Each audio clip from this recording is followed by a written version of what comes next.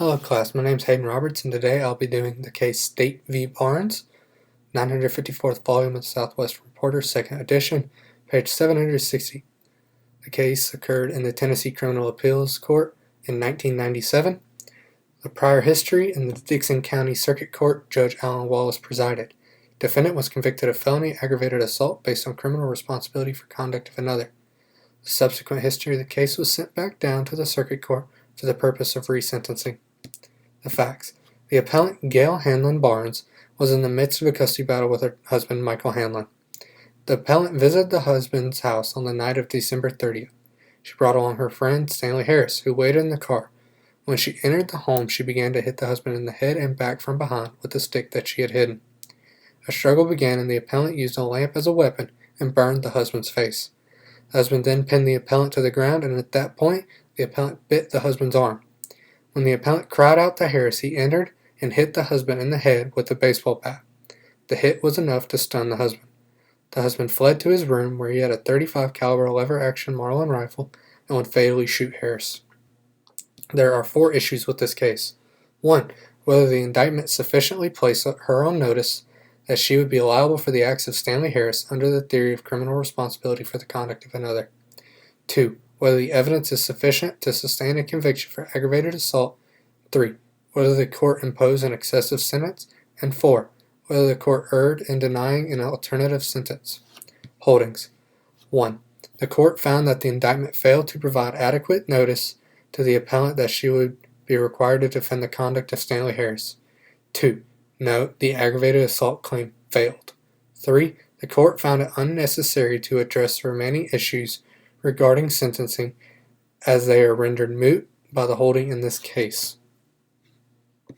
Rule of law.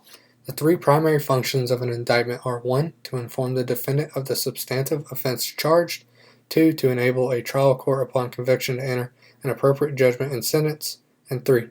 To protect the defendant against double jeopardy. Tennessee Code Annotated Section 39-11-402 provides 3 theories of criminal responsibility for the conduct of another. The first theory is responsibility for the use of an innocent or irresponsible person to commit an offense. This section is based on the universally acknowledged principle that one is no less guilty of the commission of a crime because he uses the overt conduct of an innocent or irresponsible agent. The second and third instances occur when one is an accomplice of another in the commission of an offense. The second theory sets forth the conduct of defendants formerly known as accessories before the fact and aiders and abettors.